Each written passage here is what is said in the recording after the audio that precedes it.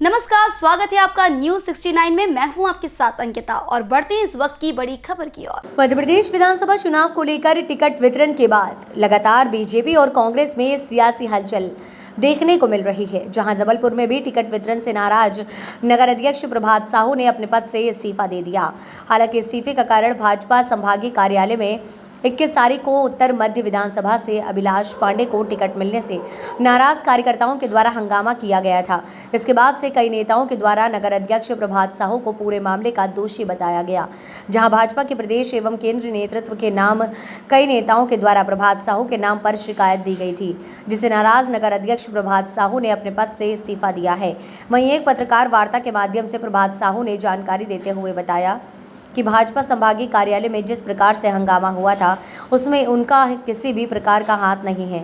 उसके बाद भी संगठन के द्वारा उन्हें दोषी माना जा रहा है, जहां उन्होंने कहा कि पूरे मामले के वीडियो फुटेज की जांच होनी चाहिए। वहीं उन्होंने इशारों में कहा कि जिन पर पूरे मामले को लेकर अनुशासनात्मक कार्यवाही की जानी थी उन पर कार्यवाही नहीं की गई। वहीं प्रभात साहू ने कहा कि वह भाजपा के कार्यकर्ता बने रहेंगे। मीडिया के सभी मित्रों का स्वागत है और संभवतः साथ पहली बार मैं व्यक्तिगत रूप से प्रेस कॉन्फ्रेंस कर रहा हूं। हमेशा आप सबके बीच में रहा हूं। लगभग 40 साल की मेरी राजनीतिक यात्रा है। पारिवारिक पृष्ठभूमि मेरी हमेशा, मेरे पिताजी जनसंघ के अध्यक्ष रहे, विधानसभा का चुनाव लड़े, मीसाबंदी रहे, जेल गए, जनता पार्टी बनी, उसके अध्यक्ष रहे और उसके बाद से 1980 से मेरी यात्रा प्रारंभ हुई। आप सबके स्नेह आशीर्वाद से इस शहर की राजनीति में आप सबने मेरा एक बड़ा विशिष्ट स्थान बनाकर रखा। इस पूरी यात्रा में बहुत सारे उतार चढ़ाव आप सबके साथ मैंने देखे हैं। 1980 में भारतीय जनता पार्टी का गठन हुआ और उसके बाद पहली बार 42 साल बाद पिछड़े वर्ग का भारतीय जनता पार्टी का कोई अध्यक्ष बना। 26 जनवरी को मैं भारतीय जनता पार्टी के अध्यक्ष के रूप में मैंने पदभार ग्रहण किया और पद ग्रहण करने के बाद से लगातार मेरे खिलाफ कहीं ना कहीं एक बड़ा वातावरण बनाने का प्रयास जबलपुर शहर के बहुत जिम्मेदार लोगों ने किया। लेकिन आप सबके आशीर्वाद से, आप सबके सहयोग से लगातार जबलपुर शहर में भारतीय जनता पार्टी के बहुत सारे कार्यकर्ताओं का आशीर्वाद रहा और मैं लगातार संगठन को मजबूत दिशा देने में काम करता रहा और लगातार जो कार्यक्रम आए उसमें जिले के पदाधिकारियों के सहयोग के नहीं होने के बावजूद भी भारतीय जनता पार्टी के बहुत सारे कार्यकर्ताओं ने मिलकर उस पूरे कार्यक्रम को बहुत अच्छा बनाया। माननीय शिवराज जी हमारे नेता थे, माननीय शिवराज जी हमारे नेता है और माननीय शिवराज जी नेता हमारे जीवन पर्यंत, जब तक मैं जिंदा हूं तब तक वो रहेंगे।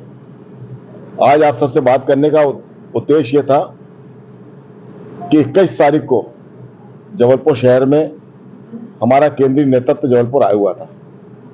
प्रदेश के हमारे प्रभारी माननीय भूपेंद्र यादव जी जबलपुर आए थे, माननीय हितानंद जी जबलपुर आए थे और जैसा कि आप सबको मालूम है कि चुनाव में पूरे विधानसभाओं में हमारे प्रभारी आए हुए हैं और वो प्रभारी उत्तर प्रदेश और बिहार से आए हुए हैं, तो उनको कुछ ना कुछ टिप्स देने के उद्देश्य से माननीय भूपेंद्र यादव जी ने जबलपुर आगमन हुआ था। मैं उनको एयरपोर्ट लेने गया, मेरे साथ आशीष दुबे थे, प्रदेश की महामंत्री कविता पाटीदार थी और जब उनको लेकर वापस कार्यालय में आया तो कार्यालय में जिस तरह का वातावरण बना, लगभग 100-150 लोग कौन थे वो आप सब जानते हैं। एक पक्ष के 100-150 लोग थे, दूसरे पक्ष के लोग 50-60 लोग थे और लगभग 1.5 घंटे तक भारतीय जनता पार्टी के कार्यालय में गाली गलौज, जो कुछ नहीं होना चाहिए था वो सब कुछ हुआ और उस घटना से मैं बहुत आहत हुआ।